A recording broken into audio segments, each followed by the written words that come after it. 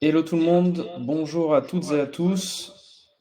Désolé du retard. Il y a eu un petit souci technique au niveau de mon micro. Du coup, vous voyez probablement que je suis en double appel avec un autre compte.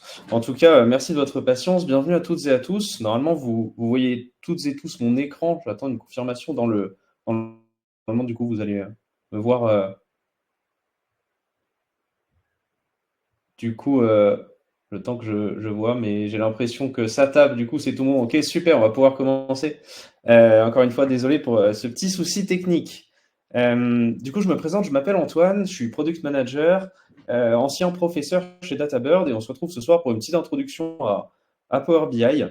Euh, Déjà, dans un premier temps, j'aimerais revenir un petit peu sur mon parcours et le parcours des alumni de DataBird de manière générale pour ceux qui ne connaîtraient pas l'entreprise. Ici, vous avez trois profils, Stéphanie, Héloïse et Vincent, qui sont trois personnes qui sont d'anciens apprenants de chez DataBird.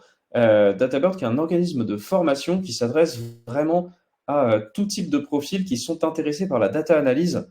Pour vous donner comme exemple Stéphanie, qui était une ancienne infirmière, qui est aujourd'hui manager data. Héloïse, qui était en cours avec moi, puisque moi, avant de travailler chez DataBird, j'étais élève chez DataBird, qui a du coup continué ses études après une école de commerce. Elle a fait du coup DataBird et elle a continué ses études dans le marketing et la data. Et Vincent, qui fut un de mes premiers élèves, qui aujourd'hui est consultant data. Donc voilà, comme vous pouvez le voir, on s'adresse à une grande diversité de profils chez DataBird, tant que vous êtes intéressé par la data analyse, et je suppose que c'est le cas pour vous, puisque vous êtes là ce soir et donc forcément intéressé par Power BI. À l'ordre du jour, je vais passer 5 petites minutes à vous expliquer qui nous sommes, et puis on rentrera tout de suite dans le vif du sujet. On parlera un petit peu théoriquement sur ce que c'est le dashboarding. Je vous présenterai un petit peu pourquoi Power BI existe aujourd'hui. Puis je vous montrerai et je vous ferai une démo d'une petite demi-heure sur comment vous pouvez transformer vos données en Power BI et comment vous pouvez créer vos premières visualisations. Et puis on terminera évidemment avec une petite session de questions-réponses. Euh, du coup, qui est DataBird? DataBird, c'est un organisme de formation qui a été créé il y a bientôt 4 ans par deux personnes qui s'appellent Alexandre et Antoine, pas moi, un autre Antoine, qui avaient pour idée de casser la barrière du code. DataBird, c'est vraiment des formations intensives de 8, 12, 24 semaines, en fonction du format que vous voudriez choisir, pour lancer sa carrière en data et au service du business. Pourquoi? Parce que la data analyse en tant que telle, et la data même de manière plus générale, c'est vraiment un domaine et un métier sous tension qui est accessible à une pluralité de profils différents, qui ne sont pas forcément des ingénieurs. Pour ça, vous pouvez apprendre du SQL, du Python, et ce qu'on va voir ce soir, du Power BI. Pédagogie de learning by doing, c'est-à-dire que pendant vos heures de formation, vous travaillez tout le temps sur des vraies données, sur des vrais cas business. Et le gros avantage qu'on a, c'est qu'on a pu créer, grâce à notre réseau fort dans le secteur de la data, on a pu travailler avec Waze, avec Uber, avec Blablacar, avec Airbnb.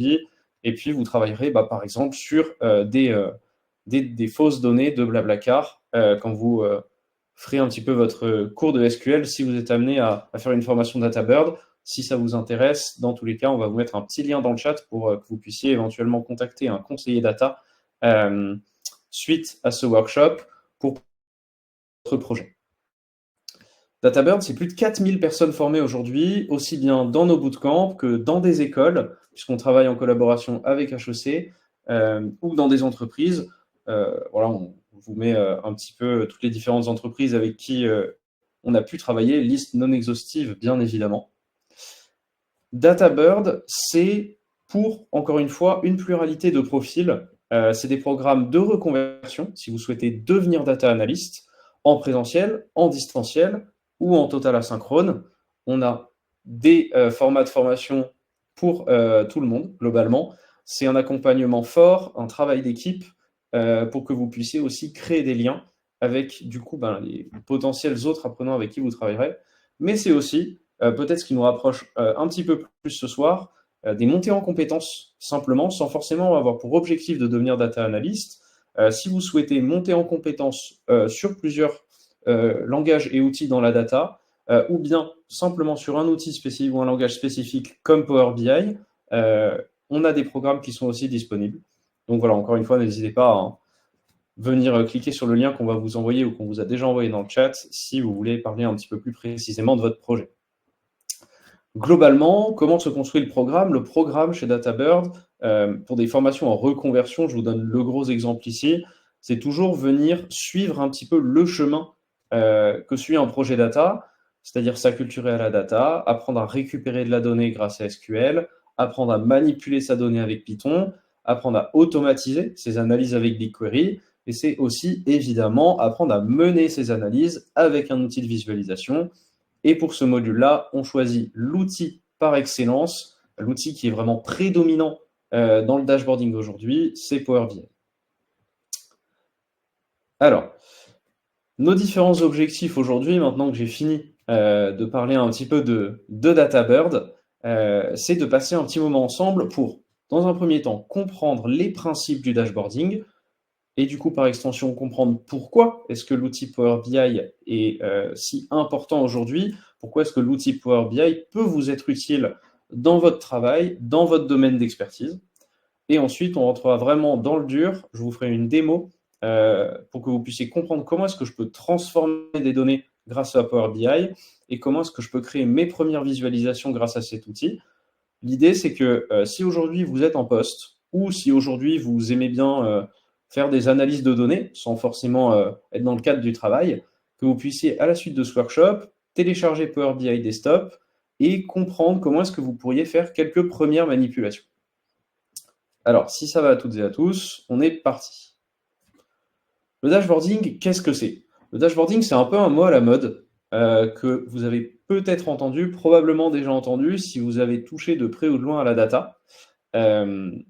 Mais le dashboard, concrètement, c'est quoi? Ce sont des graphiques qui sont regroupés sur un écran, qui sont interactifs les uns entre les autres, qui présentent les principaux KPI de manière concise. Et un bon dashboard est très souvent automatisé, c'est-à-dire que les données qu'il reçoit sont actualisées en temps réel. Alors, pour arrêter de vous lire ce qui est écrit sur la slide et comprendre un petit peu plus ce que c'est un dashboard et quelle est la différence entre un dashboard et peut-être un visuel que vous pourriez créer sur Excel, le principe du dashboard, c'est vraiment de regrouper des différents visuels qui ont un lien vraiment entre eux, qui viennent répondre à une question business. Typiquement, ici, dans l'exemple, on a un dashboard qui vient résumer les différents calls, les différents appels que pourraient faire des commerciaux dans votre entreprise. Et du coup, on vient avoir différents KPI, différents indicateurs qui sont formalisés sous forme de graphiques, et ici, que ce soit des graphiques en barres, des chiffres, tout simplement, ou encore des pie charts à droite, et qui viennent du coup ici raconter une histoire, qui viennent du coup ici montrer, donner un contexte et comprendre, bien tout simplement, un résumé des calls qui ont été effectués.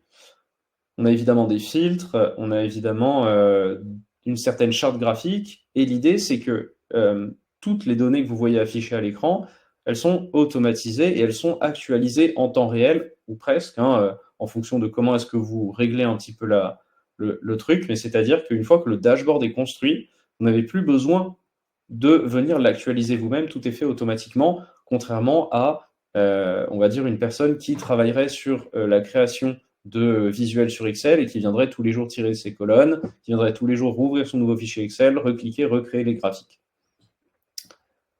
Les logiciels les plus communs aujourd'hui dans le dashboarding, pour moi, il y en a 3, c'est Power BI, Tableau et Looker. Alors évidemment, il en existe une multitude d'autres. Un très connu également, c'est ClickSense, ClickView par exemple. Mais pourquoi ces trois-là? Globalement, parce que Power BI est détenu par Microsoft, Looker par Google, et parce que Tableau est très proche de Snowflake, qui sont globalement, on va dire, 3 grosses entreprises qui aujourd'hui fonctionnent très bien dans la data. Si je devais les comparer, pour moi, Power BI sort un petit peu plus du lot, est un petit peu plus efficace que les deux autres, et surtout est moins cher. Il coûte environ 10 € par mois par personne. Après, tout dépend du bundle que vous allez choisir en fonction de si vous êtes en entreprise ou pas. Mais il permet de faire globalement plus de choses, on va le voir ensemble. Peut-être que j'aurais tendance à choisir Tableau si je travaille plus précisément dans la finance, qui est, on va dire, un domaine où il y a un volume de données démentiel, et Tableau est un peu plus performant que Power BI à ce niveau-là, quand on passe au-dessus de, par exemple, des 100 millions de lignes dans un jeu de données. Et si j'étais une startup, je choisirais plutôt Looker, parce que je vais avoir tendance à, quand je suis une startup, pas forcément avoir la suite Microsoft, la suite Google est gratuite, et du coup, c'est peut-être un petit peu plus optimisé. À savoir que, bien évidemment, ici, je vous parle de prix, mais Power BI, Tableau et Looker possèdent bien évidemment une version gratuite accessible à toutes et à tous. C'est pour ça que, dès la suite du workshop, si vous le voulez, vous pourrez télécharger Power BI Desktop pour venir vous entraîner et tester un petit peu l'outil gratuitement. Ce qui est important de comprendre quand je viens faire du dashboarding, c'est également de comprendre comment je peux bien choisir mon visuel. Parce que comme je vous l'ai expliqué, l'idée de construire un dashboard, c'est vraiment de venir raconter une histoire. C'est de venir expliquer comment je vais trouver une réponse à une certaine question. Une question qui est souvent globale, comme on l'a vu sur l'exemple précédent, la question qui pourrait exister derrière ce dashboard, c'est quel est le commercial, quel est le meilleur commercial de ma boîte? Ou comment se passe l'évolution de mon service commercial de manière plus large? Derrière cette histoire-là, vous voulez du coup construire des visuels et chaque visuel doit vraiment venir répondre à une certaine question précise. Et évidemment, chaque visuel existant, chaque type de visuel existant, pardon, répond à une certaine question. Moi, ce que j'aime bien utiliser, c'est ce petit graphique-là. D'ailleurs, je me permets de vous copier-coller ce lien dans le chat. C'est le lien d'un article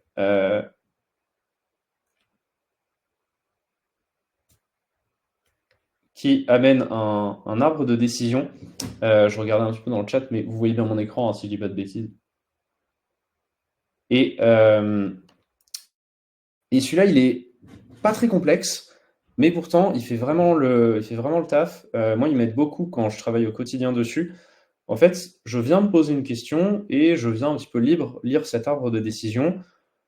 Imaginons que pour l'instant, je me dise, ah, j'aimerais bien représenter l'évolution de mes ventes sur, on va dire l'évolution de mes ventes sur l'année dernière. Eh bien, je vais lire cet arbre de décision et je vais me dire qu'est-ce que j'essaie de faire? Est-ce que j'essaie de voir une évolution en fonction du temps? Oui, c'est ça. Est-ce que j'ai un jeu de données ou plusieurs jeux de données? J'en ai qu'un seul. Donc, si la question c'est ai-je plusieurs jeux de données? C'est non, donc je vais vers le rouge. Et on me dit d'utiliser un line chart. Donc, je vais tout simplement, de cette manière-là, pouvoir choisir mon visuel. Et encore une fois, voilà, je vous donne ce petit outil-là parce que je le trouve super intéressant, mais c'était plus dans l'idée de venir vous expliquer de bien faire attention dans la création de son dashboard, que chaque visuel a une utilité propre à l'histoire qu'on veut raconter. Je terminerai cette partie un petit peu théorique et on va tout de suite rentrer dans le vif du sujet parce que je pense que c'est ce que la plupart des gens ont envie de voir, par un petit peu de vocabulaire, puisque depuis tout à l'heure, je dis Power BI Desktop et pas Power BI. Pourquoi? Parce qu'en fait, Power BI, c'est une suite de 3 outils qui s'appelle Power BI Desktop. Power BI Desktop, c'est un outil qui permet de créer des rapports. Power Query, qu'on va voir aussi ensemble, qui est vraiment l'outil dans la suite Power BI qui vous aidera à transformer vos datas. Et Power BI Services, qui lui est la partie payante de Power BI, qui va vous permettre de partager ces rapports et créer des dashboards. Alors, pour rappel, la data visualisation, c'est quoi? C'est tout simplement une représentation visuelle et graphique des données et des résultats. Et vous aurez peut-être remarqué que juste avant, j'ai fait une différence entre le mot rapport et le mot dashboard. Dashboard qui en français se dit tableau de bord. Pourquoi? Parce qu'en fait, c'est simplement deux mots qui ont une signification différente. Le rapport, c'est quelque chose qui est créé dans l'application de bureau Power BI Desktop, celle qu'on va utiliser ensemble juste après, alors que le tableau de bord, lui, il est créé pour être partagé. Généralement, le rapport, il comprend plusieurs pages.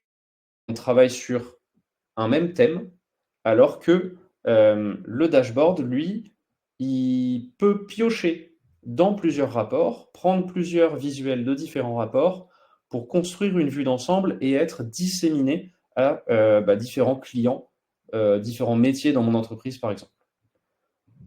petite dernière définition, que veut dire la transformation de données? C'est tout simplement venir modifier des données brutes pour qu'elles correspondent à nos besoins. Alors voilà, ça fait beaucoup d'infos, mais dans l'idée, ce que je vous propose, c'est que j'arrête de montrer des slides et plutôt qu'on aille ensemble voir à quoi ressemble Power BI pour que vous puissiez comprendre de quoi je parle. Et dans l'idée, ce qu'on va faire, c'est qu'on va essayer de ensemble construire un premier rapport très basique à partir des données de mon e-commerce pour essayer de comprendre comment mes revenus ont évolué durant l'année passée. Alors, pour ça, je commence par ouvrir Power BI Desktop, que j'aurai au préalable téléchargé sur mon ordinateur, bien évidemment. Et normalement, vous devriez arriver sur une page qui ressemble à ça. Encore une fois, qu'est-ce que je veux faire? Construire mon nouveau rapport. Donc, encore une fois, rien de plus simple. Je clique sur rapport. Et ici, du coup, j'ai un nouveau rapport qui est en train d'être construit. Alors, vous remarquerez peut-être, si vous êtes à l'aise avec la suite Microsoft, que l'interface graphique y ressemble quand même, ce qui est plutôt logique, vu que, encore une fois, Power BI appartient à Microsoft. Et mine de rien, c'est assez intéressant. Pourquoi? Parce que inconsciemment, en fait, l'interface graphique va potentiellement vous sembler assez facile et assez compréhensible si vous avez l'habitude de travailler sur Excel, sur Word, sur PowerPoint. Et forcément, ça va être peut-être aussi plus simple pour vous de monter en compétence sur cet outil. Déjà, premier avantage, Power BI plutôt qu'un autre outil de visualisation.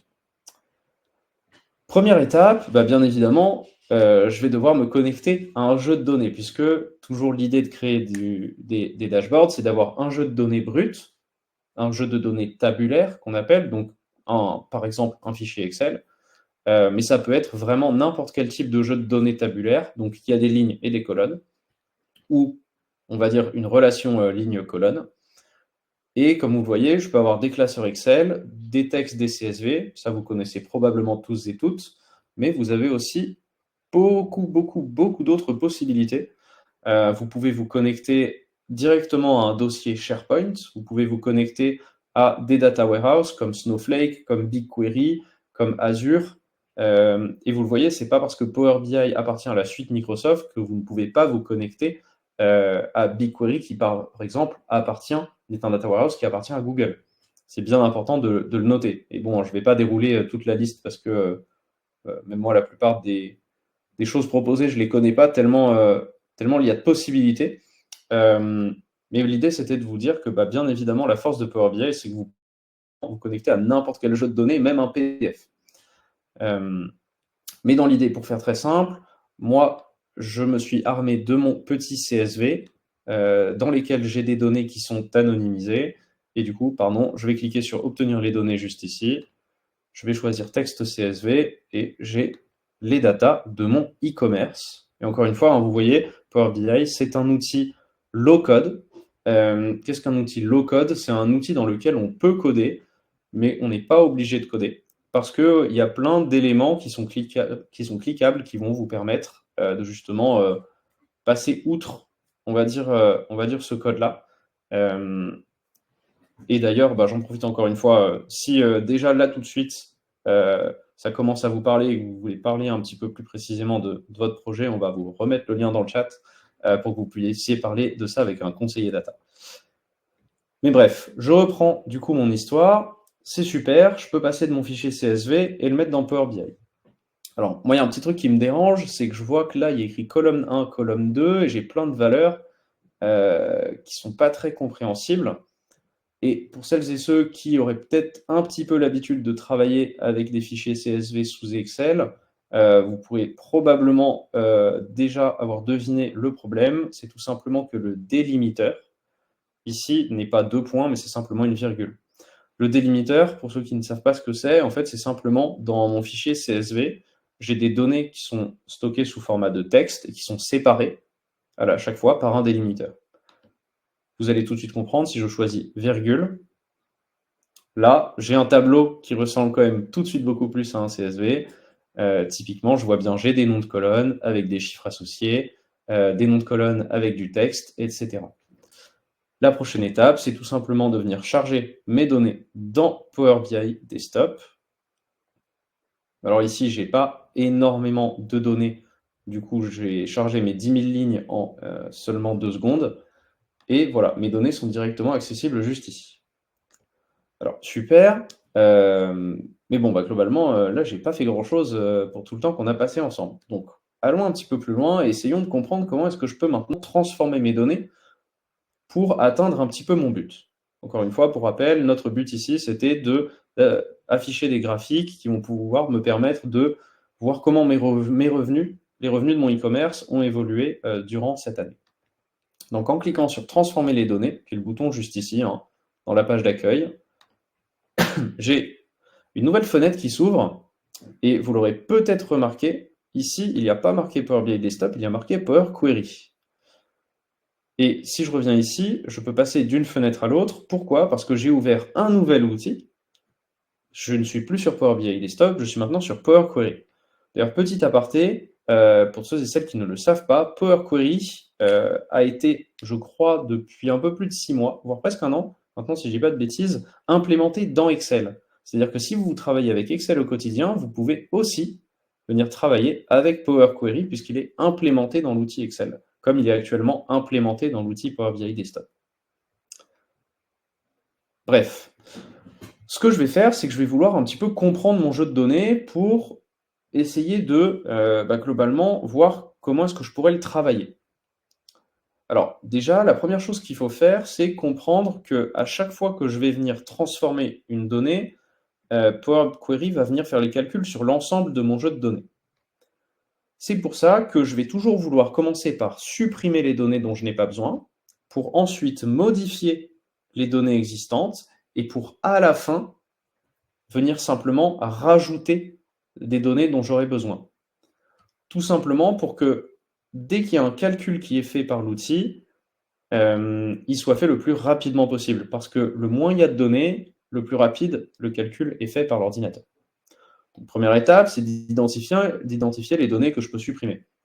Pour ça, vous voyez déjà peut-être pour les personnes qui ont regardé un petit peu mon écran sans trop m'écouter, qu'ici il y a le bouton supprimer les colonnes, conserver les lignes, supprimer les lignes. Alors dans mon cas, je vois qu'ici j'ai une colonne qui est très répétitive avec celle-là, je vais vouloir la supprimer. Ensuite, j'ai un numéro d'invoice qui vient probablement identifier un envoi, j'en ai pas forcément besoin, et un code de stock, donc je n'ai pas forcément besoin non plus, donc je vais venir supprimer les colonnes. Alors, vous aurez peut-être remarqué que du coup, j'ai à droite de mon écran ici, une fenêtre qui affiche les étapes appliquées. Et que à partir du moment où j'ai cliqué sur supprimer les colonnes, il y a une nouvelle étape qui est apparue et qui s'est appelée automatiquement colonne supprimée. C'est assez cool, on va dire cette interface Power BI, puisqu'en fait, je peux revenir à ce que j'ai fait précédemment sans annuler l'action en tant que telle. Vous voyez que mes anciennes colonnes sont de nouveau là. Et du coup, je peux tester des choses très facilement sans rien casser, entre guillemets. Vous allez le voir par la suite. Mais typiquement, du coup, j'ai supprimé mes colonnes. Donc maintenant, je vais passer à l'étape suivante qui est de transformer les données que j'ai actuellement. Alors, ce que j'ai envie de faire, c'est typiquement, ici, j'ai une colonne qui s'appelle unnamed, c'est de la renommée. Donc, je double-clique dessus et je vais l'appeler index. Parce que je vois que mon 0, mon 1, mon 2, c'est probablement un index et que j'ai envie de l'utiliser en tant que tel. Ensuite, j'ai la description de mes produits, la quantité de mes produits, une date d'envoi, un prix, un identifiant d'acheteur et un pays. Ensuite, ce que vous pouvez potentiellement remarquer aussi pour les plus aguerris de la data, c'est qu'à côté de chaque nom de colonne, j'ai un petit sigle qui ici vient indiquer le type de la donnée. Alors, le type de la donnée, c'est en fait tout simplement une description d'à quoi correspond ma donnée. Ici, le ABC indique que les données dans la colonne description sont de type qu'on appelle string en informatique, mais qui sont globalement une chaîne de caractères. Ici, j'ai du coup des dates, ici j'ai des chiffres. Ici, unit price, c'est des lettres. C'est pas vraiment ce que je veux. Un prix, pour moi, je veux que ce soit une donnée prix. De la même manière, un identifiant, je voudrais que ce soit aussi un chiffre. Donc j'ai simplement besoin de cliquer ici et de choisir ici nombre décimal fixe pour un prix. Ah mince, j'ai une erreur. Bon, c'est pas grave, je vais essayer de comprendre Pourquoi est-ce que j'ai cette erreur-là? Ça arrive très souvent d'avoir des erreurs quand on fait de la data, faut pas du tout paniquer, c'est normal. D'ailleurs, moi je vous dirais presque, si vous êtes en train de travailler avec Power BI et que vous faites aucune erreur, doit y avoir un problème. Donc je clique sur l'erreur et j'essaie de comprendre. Désolé, nous ne pouvons pas procéder à la conversion en un nombre. Détail 2.55. Ok, ça m'aide pas trop, mais ce que je vais faire, c'est que je vais supprimer l'étape que j'ai faite en cliquant, en revenant du coup sur les étapes appliquées ici, en cliquant sur la croix et en cliquant sur type modifié aussi. Et du coup là, je reviens à ce que j'avais au départ. Alors en faisant quelques recherches, je me rends compte qu'en fait, oui, c'est pas possible de transformer cette colonne en prix parce que en Europe, les décimales ne sont pas écrites et déterminées par des points, mais par des virgules. Donc ce que je vais vouloir faire, c'est transformer tous ces points-là en virgules pour ensuite changer le type de ma colonne. Donc, je viens sélectionner ces deux colonnes-là, je viens faire remplacer les valeurs sur ce bouton en haut, et ici, je remplace les points par des virgules, ce qui va me permettre ensuite, toujours en cliquant là, de modifier mes types de données. Et là, l'action s'opère. De la même manière, ici, je choisis un nombre entier, l'action s'opère également. Super. Alors pourquoi je vous montre ça? Parce que en fait, je vous montre aussi les différentes étapes par lesquelles vous devez passer quand vous venez faire de la transformation de données. De manière générale, on vient toujours vérifier les types et modifier les types. Une fois que c'est fait, j'ai globalement modifié les données que j'avais et je vais vouloir potentiellement en créer d'autres. Typiquement, moi, ce qui pourrait m'intéresser, c'est de voir l'évolution de mes revenus en fonction des dates, mais je voudrais peut-être essayer de voir s'il n'y a pas une saisonnalité de vente sur les heures. Typiquement, est-ce que je vends mieux la nuit, est-ce que je vends mieux le jour, l'après-midi, le matin? Pour ça, j'aurais potentiellement besoin de l'information qui est simplement l'information des heures pour qu'elle soit indépendante de la date. Donc, ça veut dire quoi? Ça veut dire que j'aurais besoin de potentiellement retirer de cette colonne-là uniquement ce qu'il y a ici. Par chance, toutes les dates et les heures sont séparées par un espace. Et là, Power BI est super cool, puisque je peux venir simplement ajouter une colonne et le faire en extrayant le texte qui sera dans cette colonne-là après ce qu'on appelle un délimiteur. Et le délimiteur, c'est ce qu'on avait vu tout à l'heure, c'est simplement un signe qui vient, que Power BI vient interpréter. Et donc ici, je vais juste taper espace. Et du coup, il va me prendre chaque case là-dedans et il va récupérer tout ce qu'il y a après, dès qu'il voit un espace. Et du coup, par extension, eh bien, ici, j'ai récupéré toutes les heures. Et de la même manière, je viens renommer ici, donc ça sera invoice hour, et je viens, à la suite de cela, changer le type en heure. Alors, jusque-là, je vous ai montré des manipulations qui sont plutôt simples. Potentiellement, il en existe vraiment des dizaines et des dizaines, hein. Vous pouvez faire des calculs statistiques, des calculs trigonométriques, vous pouvez venir créer une colonne en fonction d'une certaine condition. Par exemple, venir récupérer les dates seulement et uniquement si elles sont entre janvier et juin. Enfin bref, on pourrait penser à plein de cas super farfelus. Power BI va vous permettre de justement modifier, transformer ces données-là en fonction de vos besoins. Mais bon, pour que le workshop soit pas trop ennuyeux non plus, on va s'arrêter là.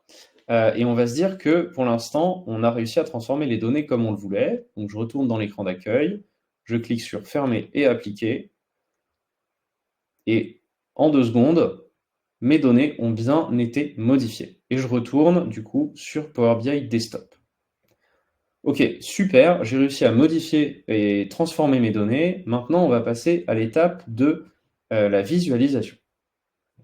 Alors, vous voyez du coup ici, Power BI Desktop est séparé en 3. Hein. Vous avez ici le champ qui permettra de générer des visuels, ici les visuels et ici les données auxquelles vous avez accès.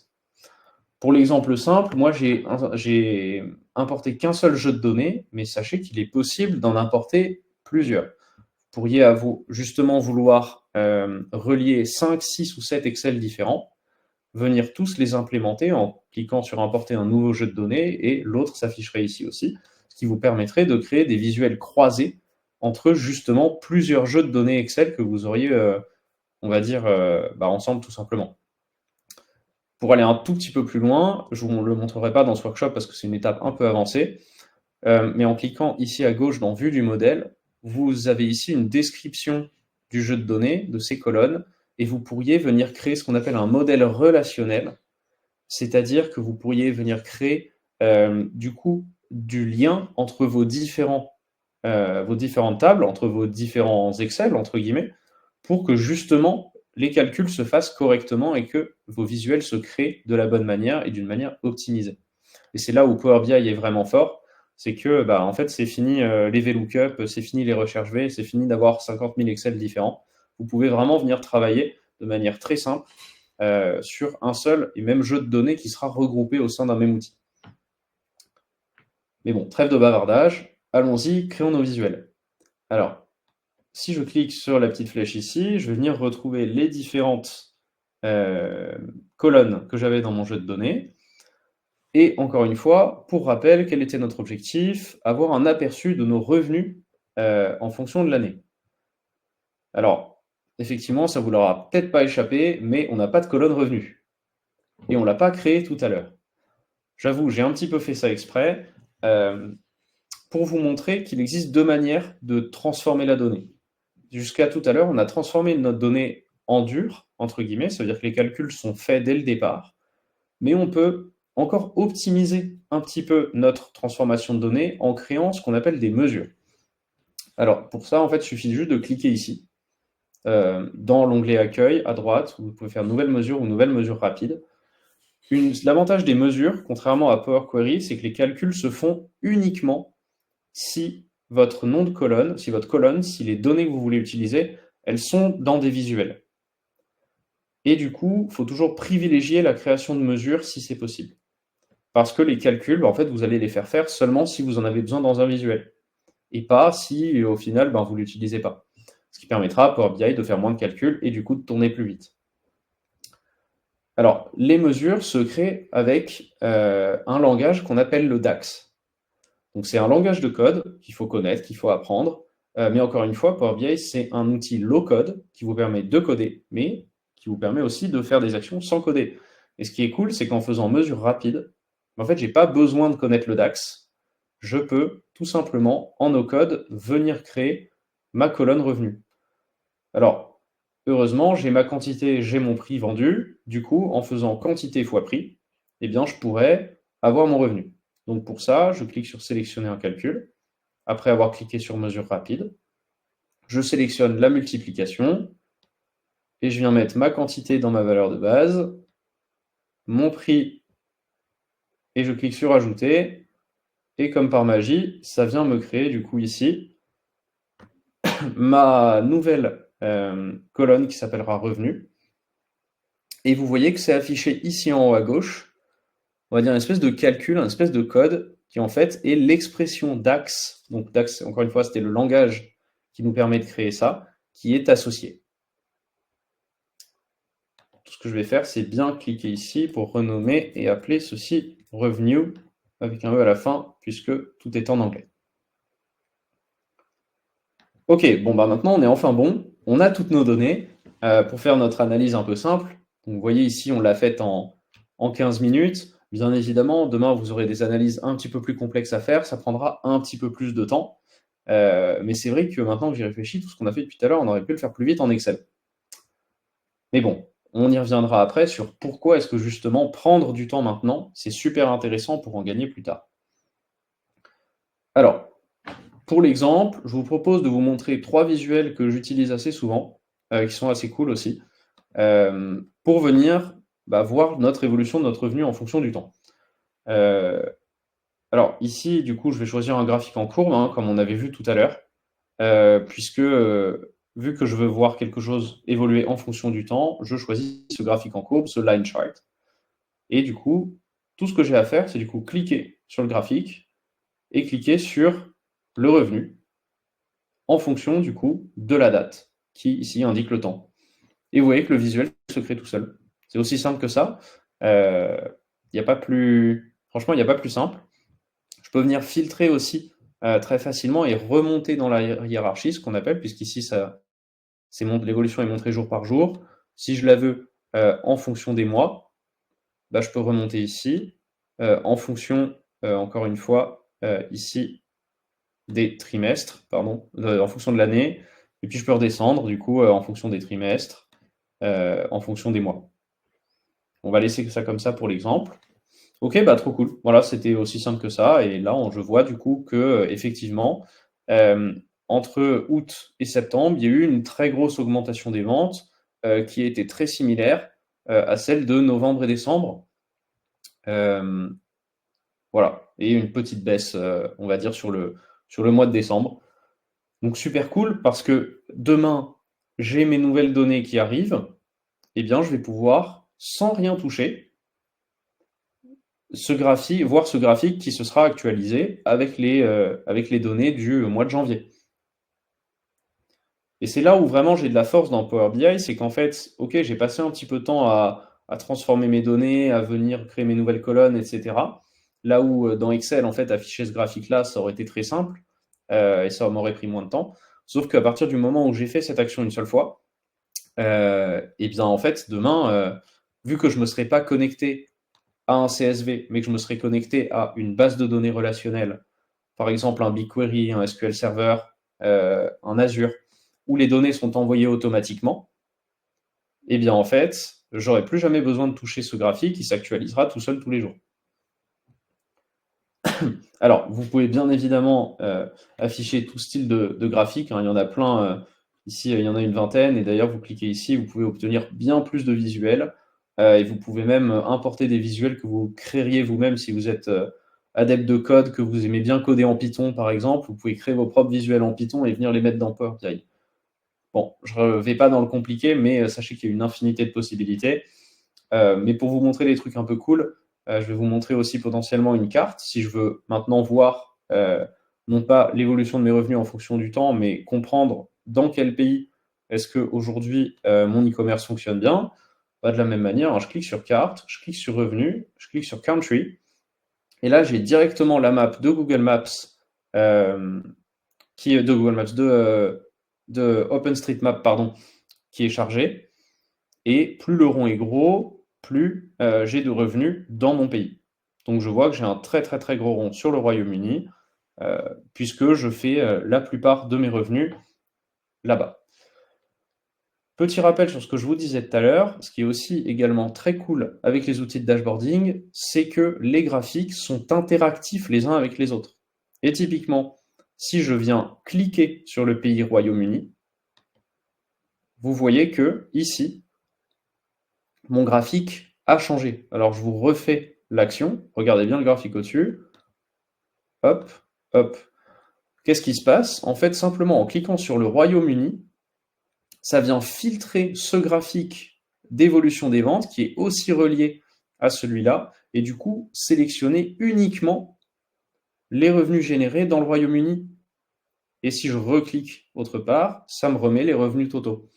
Et ça, c'est super cool, parce que n'importe qui, votre manager par exemple, aurait potentiellement envie en 2 clics de comprendre ce qui se passerait au Royaume-Uni ou en France ou autre part. Et en fait, il peut avoir la liberté d'action, la liberté de questionnement aussi, très facilement. Un graphique que je trouve aussi assez cool, c'est le graphique en jauge, puisqu'il est assez parlant. Je viens le créer ici et c'est potentiellement facile de venir un petit peu voir où est-ce qu'on en est dans notre objectif. Si par exemple, en cliquant sur les revenus, je vois qu'on a vendu 408 millions, c'est énorme, hein, mais c'est simplement parce que j'ai anonymisé les données de vente, qu'elles sont aussi grandes. Hop, pardon. Je peux venir ici créer un graphique qui va me dire, ok, est-ce que j'ai atteint mon objectif ou pas? Donc pour ça, ce que je vais faire, c'est que je vais un petit peu le customiser aussi, parce que jusqu'ici, je vous montre comment créer des graphiques, mais on peut évidemment aller plus loin, changer les couleurs, modifier des légendes, etc. Mais du coup, je vais vous montrer pour ce graphique-là. Je ne vais pas vous montrer pour tous les graphiques, parce qu'en fait, chaque graphique a ses propres spécificités, et du coup, vous pouvez modifier chaque graphique un petit peu différemment. En tout cas, si vous allez dans l'onglet visualisation et que vous cliquez ici sur mettre en forme votre visuel, à chaque fois, vous aurez toutes les options.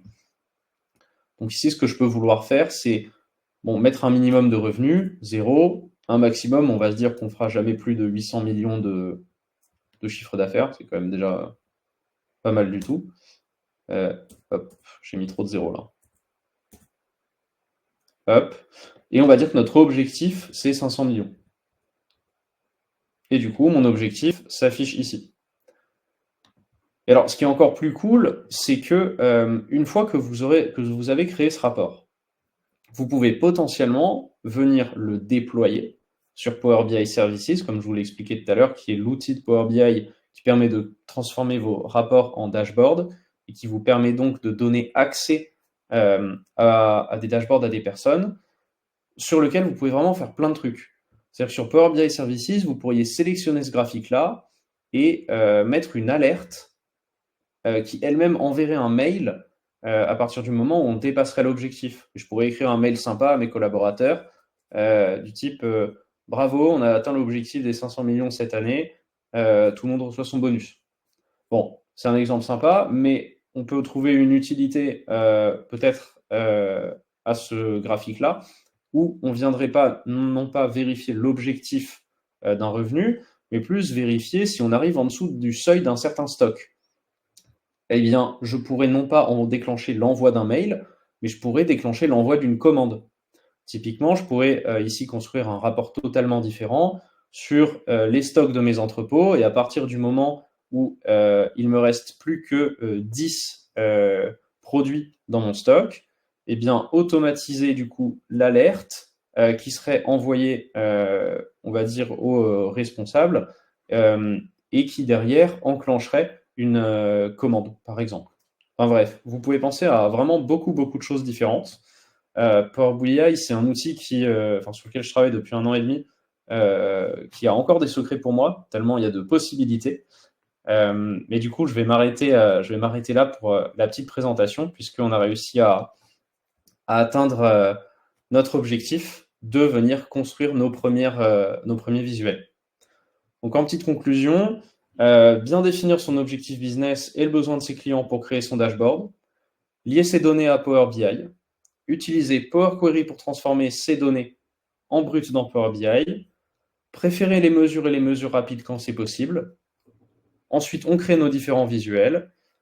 On fait attention à avoir des bonnes interactions entre nos visuels aussi. Et quand c'est fait, plus qu'à partager son rapport sur Power BI Services pour en faire un dashboard. Donc voilà, j'espère que cette petite démo vous a plu. Si jamais vous avez un goût de pas assez, et même si vous ne l'avez pas, on va vous mettre le lien de notre site sur lequel vous pouvez avoir accès à notre cours gratuit de Power BI. Donc bien évidemment, moi je vous le conseille, puisque c'est gratuit. Franchement, allez-y, faites-y un tour. Je crois que c'est moi qui l'ai construit. Il me semble que c'est entre une demi-heure et 1 heure de cours. Comme ça, vous pourrez aller un petit peu plus loin.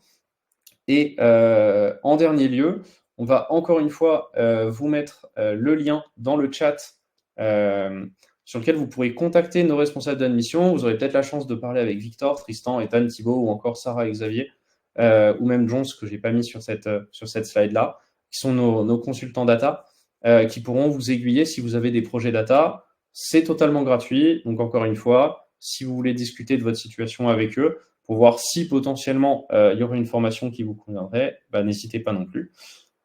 Et puis du coup, je vous remercie. Et je vais du coup maintenant passer aux questions.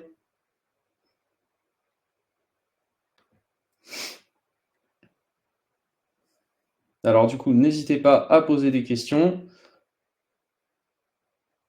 Si vous en avez en tout cas.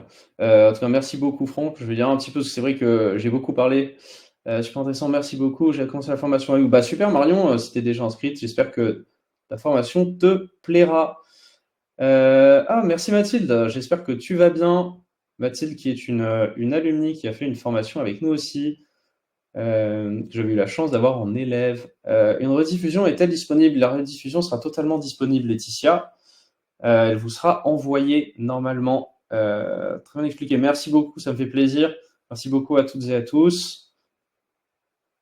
À bientôt pour une prochaine formation. Oui, tout à fait Audrey, à bientôt pour une prochaine formation, puisque, alors ce ne sera pas moi, ce sera Erwan, qui vous fera une introduction à la data science et au machine learning. Alors je n'ai plus la date exacte, mais dans tous les cas, si tu as reçu cette communication, tu recevras aussi la communication pour le prochain workshop qui sera du coup sur la data science et le machine learning. Est-ce qu'il y a un guide pour télécharger la version gratuite de Power BI? Alors, il y a un guide, oui, tout à fait. Ce que je vais faire, c'est qu'on va vous renvoyer un mail et vous recevrez du coup le lien. Mais honnêtement, si je dis pas de bêtises, vous faites Power BI Desktop Download et vous devriez facilement arriver sur le lien qui vous permet de télécharger cet outil. Bon, vous savez quoi? Hop, je suis dessus. Je vais vous le mettre, le lien dans le chat tout de suite si vous voulez le télécharger. Ça devrait être bon. On se rend compte d'avoir besoin de données supprimées. Il suffit de retourner dans l'étape de transformation. Oui, tout à fait, Christina. Il suffit de. Alors, oui, c'est vrai que je ne l'ai pas montré. Donc, je vous renvoie le lien ici.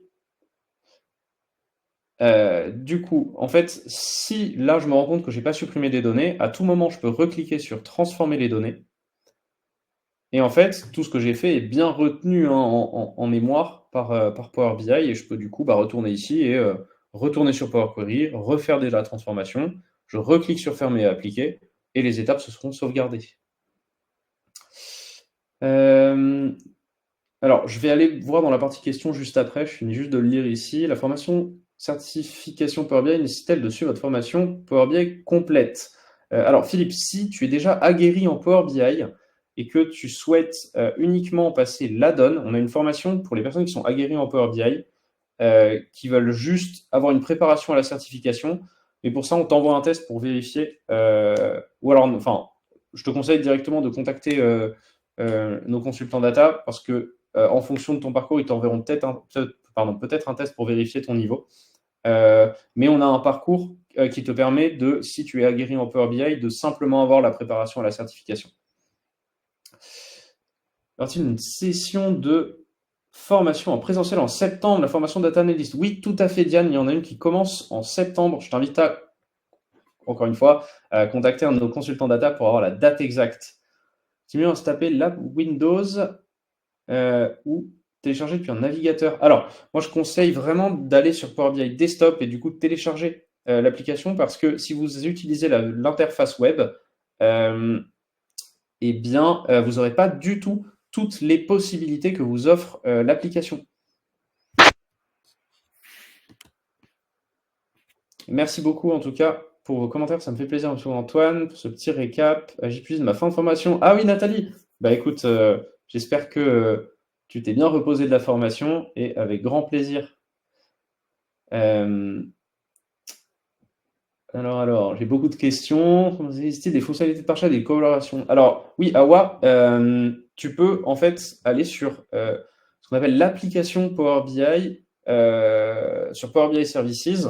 Power BI Services que je ne vous ai pas montré ici, qui est la partie payante de Power BI, qui va vous permettre du coup de collaborer. Et du coup, sur Power BI Services, vous avez plein de fonctionnalités de collaboration. Typiquement, vous pouvez créer des espaces pour donner accès uniquement à certaines personnes. Vous pouvez aussi aller dans le détail en fonction des rôles des utilisateurs, de créer vous-même des rôles même pour venir donner accès à non pas certains graphiques, mais à certaines données. C'est-à-dire que vous pouvez même filtrer en fonction des lignes. Imaginons que dans votre jeu de données, vous ayez les différents pays, comme c'était notre cas, et que vous voulez que uniquement le manager des commerciaux de France, le manager des ventes de France ne puisse voir que le détail sur la France, eh bien, vous pouvez paramétrer ça dans Power BI Services. C'est vraiment un outil qui est très complet et qui permet du coup de collaborer et de partager. Comment utiliser et s'entraîner sur Power BI Services sans avoir d'email pro et étudiant? Alors, Grégory, je sais qu'il existe une technique avec NoviPro qui te permet, alors NoviPro, ça s'écrit comme ça, de te créer une adresse email pro ou étudiante. Et en fait, en te créant cette adresse email pro ou étudiante, tu pourras y avoir accès.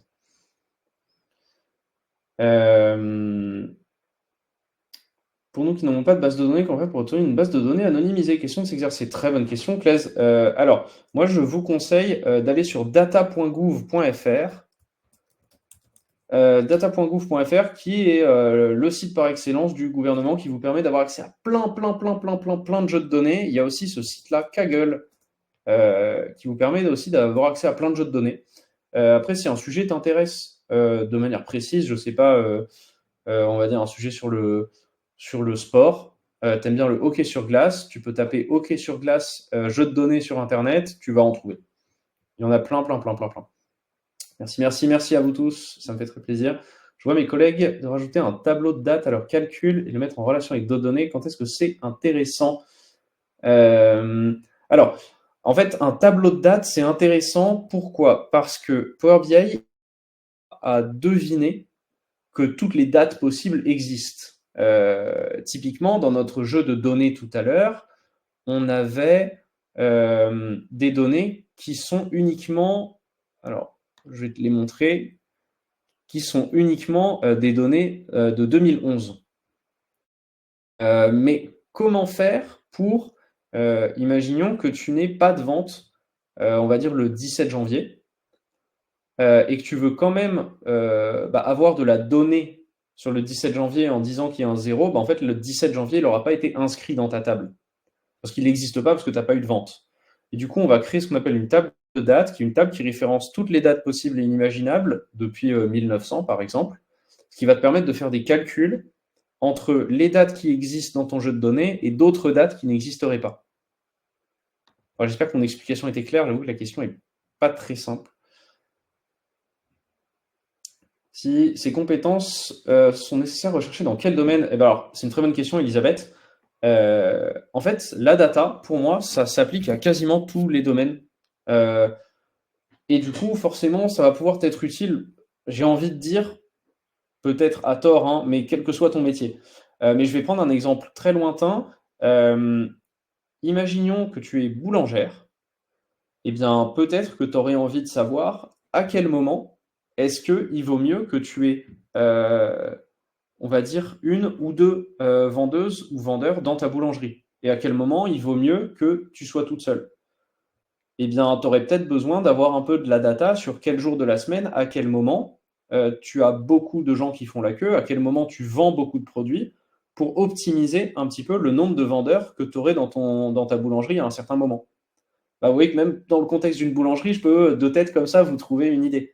Donc en fait, à partir du moment où tu veux analyser de la donnée pour avoir parce que tu as des questions, tu vas forcément pouvoir utiliser la data de manière générale. Formateur, depuis qu'on arrive à rendre Power BI, j'ai besoin de solidifier mes compétences en Power BI, mais impossible d'assimiler le logiciel avec 3 formateurs. Je suis data scientist et j'utilise et je comprends Tableau, le ML, le deep learning, mais j'ai un blocage sur Power BI. Pouvons-nous avoir le même formateur? Alors, j'ai pas trop compris ta question, mais si tu es déjà très à l'aise avec la data et que tu souhaites avoir une formation très personnalisée sur Power BI, encore une fois, je te laisse contacter un de nos conseillers data pour un peu plus creuser ton besoin et ton profil. Ils seront aiguillés, mais je pense que c'est possible. Alors, je vais du coup sur les questions formation. Est-ce qu'on apprend à bien choisir les bons graphiques selon les besoins? Oui, tout à fait, Elisabeth. Alors, je spoil un petit peu, mais dans le cadre de la formation Power BI que l'on enseigne, il y a tout un module sur les visualisations dans lequel on aborde le choix des graphiques, pourquoi, la manière dont il faut formater ces graphiques-là, et il y a même un module qui s'appelle recommandations pour un public et dans lequel on t'apprend à venir répondre en fait à des questions en utilisant des graphiques. Donc c'est venir réfléchir, quelles sont les différentes méthodologies pour aller creuser un besoin. C'est ensuite, une fois qu'on a défini ce besoin-là, comprendre quel graphique on va utiliser. Une fois qu'on a choisi ce graphique-là, comprendre où est-ce qu'il faut le positionner par rapport aux autres graphiques pour justement qu'il soit plus ou moins qu'il soit vu plus ou moins facilement par ton œil, etc., etc. Donc oui, on va vraiment dans l'utilisation du bon graphique. Votre réelle plus-value de vos formations en face de data scientist ou le wagon?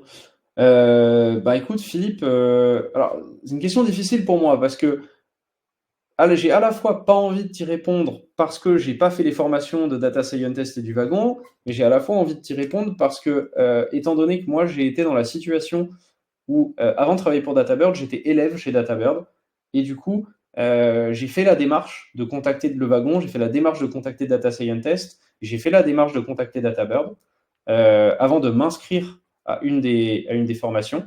Et du coup, alors je vais plutôt te répondre en tant qu'Antoine en 2022 qui s'inscrit à la formation. Si moi j'ai choisi DataBird, c'est parce que j'ai choisi la formation en présentiel et parce que j'ai choisi un organisme de formation dans lequel je sentais que je pouvais être proche de l'organisme, dans lequel je sentais que je pouvais vraiment construire du lien avec les différents intervenants, parce que, en tout cas, moi, c'est à cette époque-là comme ça que je l'ai ressenti. C'est que DataBird était très proche, on a vraiment passé du temps à essayer de comprendre mon besoin, et du coup, on a toujours continué à m'accompagner à ce niveau-là. Donc moi, c'était vraiment pour le côté humain que j'ai choisi DataBird. Après, ce que je te propose, plutôt que d'avoir quelqu'un de biaisé comme moi qui fait partie de l'entreprise, c'est de poser cette question-là à des alumni de DataBird. Tu pourras très facilement en trouver sur LinkedIn et je pense que voilà, n'hésite pas à regarder les différents avis sur Google aussi. Je pense que c'est super important parce que, encore une fois, moi je pense que ce soit Data Scientist, Le Wagon ou DataBird, si aujourd'hui les trois organismes de formation fonctionnent, c'est parce qu'on a tous nos avantages. On a forcément évidemment des inconvénients, mais enfin, il y a forcément évidemment des inconvénients. Moi, tout ce que je peux te dire, c'est aussi contacte en vrai un de nos consultants avec lui pour discuter avec elle, pour voir si effectivement ton profil correspond au format de formation qu'on donne actuellement. Si t'en partant très loin, simplement un BFA, une méthodologie, connaissance maths, un chien pas besoin. Ok, je comprends bien. Non, pas de souci, Philippe. J'essaie d'être franc au maximum parce que l'idée, pour moi, si DataBird fonctionne bien aujourd'hui, c'est parce qu'on est le plus franc possible avec nos potentiels clients et que derrière, on arrive à vraiment venir construire un parcours de formation logique pour les besoins de chacun et de vous indiquer au mieux à comment est-ce que DataBird pourrait répondre à ce besoin-là. Parce que, in fine, la puissance, à mon avis, d'un organisme de formation, c'est pas la connaissance qu'il t'offre, c'est la manière dont il va te l'offrir. Parce que demain, tu trouveras forcément des tutos sur Internet, tu trouveras forcément de la documentation sur Internet, tu pourras poser tes questions à ChatGPT. La force d'un organisme de formation, c'est vraiment de pouvoir justement t'accompagner et te donner les bonnes pratiques, les bons formats, les bonnes manières. Et pour ça, encore une fois, hein, je t'invite à venir échanger avec des alumni, avec nos consultants data, avec les consultants data des autres organismes de formation potentiellement également pour que tu puisses te faire ton propre avis. Je suis en reconversion avec PTP Transition Pro. Est-ce que DataPub accepte de ce type de dossier? Oui, tout à fait, Elisabeth. Alors, je ne suis pas du tout expert là-dedans. Les consultants data le seront beaucoup plus, mais je sais que on fait le maximum pour qu'il soit accepté. Donc, n'hésite pas je pense que on va vous remettre une dernière fois le lien dans le chat pour discuter de ça un peu plus précisément, parce que malheureusement, moi, je ne m'occupe pas des admissions en tant que product manager et professeur. Du coup, je ne veux pas te dire de bêtises non plus. Ok, super Elisabeth. Avez-vous des formations longues, alternance au minimum 6 mois? On a une formation de 6 mois, tout à fait, mais on ne fait pas d'alternance pour l'instant. La formation est plutôt tournée vers le monde de l'entreprise, ça reste général. Alors Elisabeth, notre formation, elle est quand même assez tournée dans le monde de l'entreprise, mais pas forcément. C'est-à-dire qu'en fait, on va te donner beaucoup d'exemples business de manière générale, mais qui en fait, tu verras, s'appliquent très facilement aux associations, aux fonctions publiques. En fait, une fois que tu as la réflexion data, ça fonctionne un peu pour tout. Mais les exemples qu'on prend en tant que tels, c'est très souvent des exemples d'entreprise, tout simplement parce que c'était plus simple pour nous dans la construction du cours. Mais voilà, je sais qu'il y a plusieurs personnes, plusieurs anciens de la formation qui aujourd'hui ont réussi à trouver un boulot dans la fonction publique, ont réussi à trouver des boulots dans des assos, dans des ONG sans aucun souci. Il n'y a pas vraiment de réelle différence dans ce que tu vas apprendre, en tout cas dans le traitement en fonction de ça. Enfin, il y en a bien évidemment, mais pas vraiment dans la technique, en tout cas. Ok, super Audrey. Bah écoute, je ne doute pas que ton échange avec ce conseiller ou cette conseillère sera productif. Et j'espère que tu pourras faire le choix qui te convient le mieux. Est-ce qu'on a peut-être une dernière question ou est-ce qu'on se laisse là-dessus?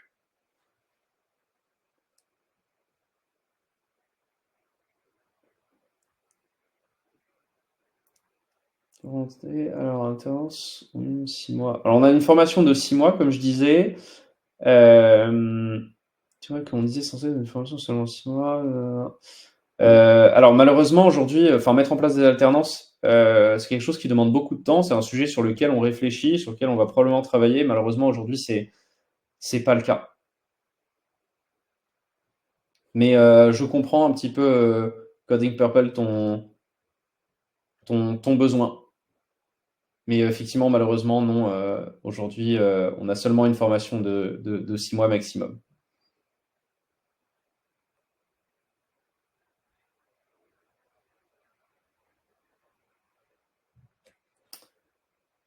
Ok, bien écoutez, je pense qu'on a fait le tour des questions. Au Portugal, il nous faut confiance et nous embauche en jeu. Ça, je suis un petit peu d'accord avec toi aussi. Est-ce qu'on a besoin de formateurs? Alors, on est toujours à la recherche de formateurs. Si tu es intéressé pour devenir formateur, n'hésite pas à, à nous contacter aussi. Tu peux contacter un conseiller data, il nous transmettra le besoin. Si tu fais de la data science, on peut avoir besoin de formateurs à ce niveau-là. En tant qu'alumni toute récente, ils sont très bien accompagnés. Merci beaucoup Nathalie, ça fait super plaisir ton message. Très content que tu sois satisfaite de ta formation, comme j'ai pu l'être aussi à l'époque. Ok, bah écoutez, s'il n'y a pas plus de questions, je vous remercie à toutes et à tous. Et bah, je vous souhaite une bonne soirée. Et pour ceux qui font le pont, un bon week-end. Allez, au revoir.